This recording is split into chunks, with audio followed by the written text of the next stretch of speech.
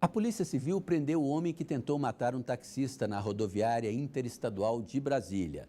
Na madrugada de segunda, Rancide Brito deu pelo menos 6 tiros em Clemison Costa. O motivo para o crime seria um suposto caso extraconjugal entre o taxista e a mulher do atirador. Depois de atirar 6 vezes no taxista que estava dormindo, Rancide Brito se apresentou à polícia nesta terça-feira. Mas a versão contada da história foi um pouquinho diferente, né, delegado? Isso, ele tentou apresentar uma versão que justificasse seus atos. Ele disse que estava sendo ameaçado pelo taxista, que o taxista teria o procurado na cidade de Águas Lindas, teria proferido algumas ameaças, chamado ele para acertar as contas. E por esse motivo, dias depois, ele teria procurado o taxista no seu local de trabalho e teria ido até lá, chamado por ele, e como ele não atendeu, ele imaginou que não teria ninguém no carro e efetuou esses disparos de arma de fogo apenas para mandar um recado contra a vítima, né? A gente sabe que essa versão aí é apenas uma tática de defesa, porque ela foi desmentida tanto pela testemunha que presenciou os fatos, como pela própria vítima. Agora, tudo isso teria acontecido aí motivado por uma traição há alguns anos atrás. Isso, segundo informado tanto pela vítima como pelo autor, a esposa do autor teria tido um relacionamento amoroso extraconjugal com o taxista. O autor teria descoberto esse relacionamento, isso ocorreu há cerca de 2, 3 anos. Ele teria ameaçado a vítima então teria ido embora de Brasília. E quando ela retornou, ela deu o azar de encontrar o taxista em uma corrida lá em Águas Lindas. O autor ficou sabendo que o taxista tinha retornado aqui para Brasília, então foi atrás dele para assim acertar as contas daquela traição ocorrida no passado. Delegado, muito obrigada pelas informações. Voltamos ao estúdio do Band Cidade. Um homem levou um tiro de raspão nas nádegas depois de o motorista do carro em que ele estava fugir de um bloqueio nesta manhã no Varjão. Motociclistas da PM faziam uma operação de combate ao transporte pirata na região, quando o motorista furou o bloqueio. Dos 4 suspeitos que estavam no carro, 2 eram menores de idade e foram encaminhados à DCA.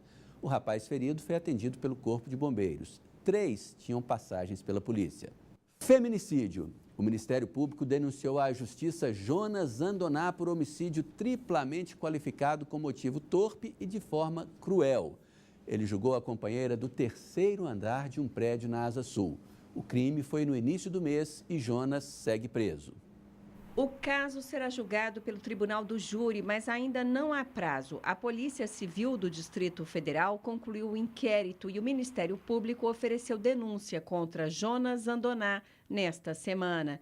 Ele vai responder por homicídio triplamente qualificado, por ser um feminicídio com motivo torpe e ter ocorrido de forma cruel.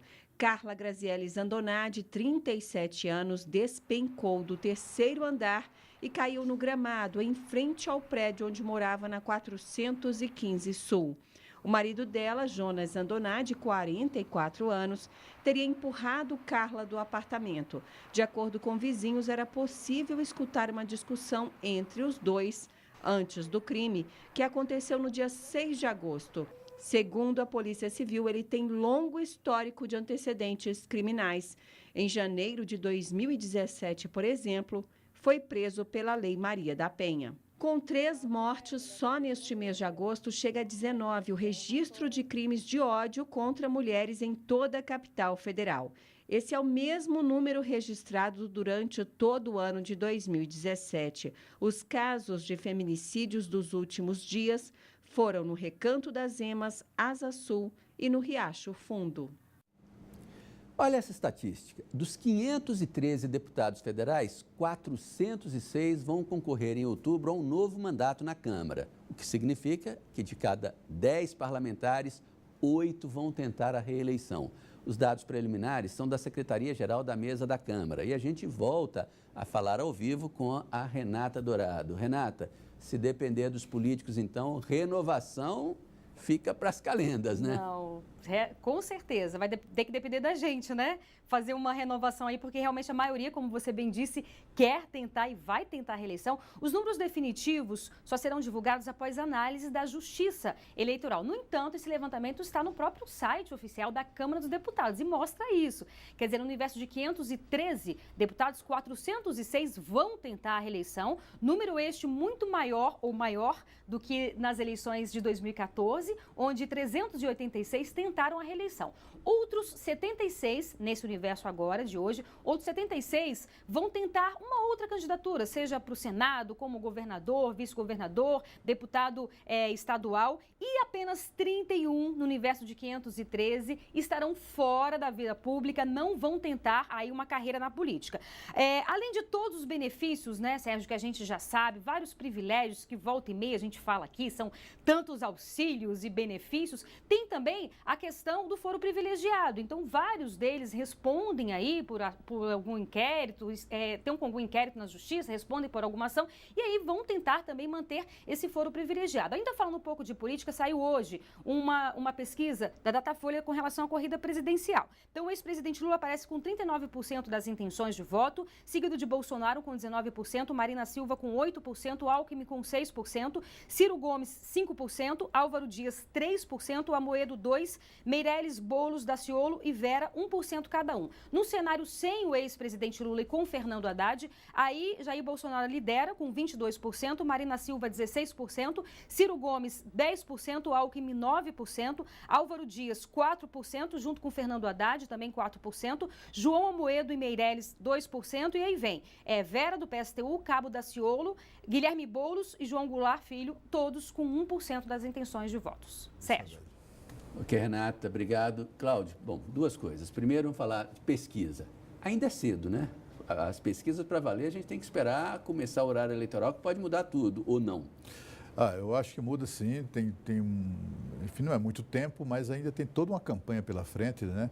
Na rádio, na televisão, nas redes sociais, e os comícios, atos, eventos, enfim, tudo aquilo que marcam a campanha eleitoral.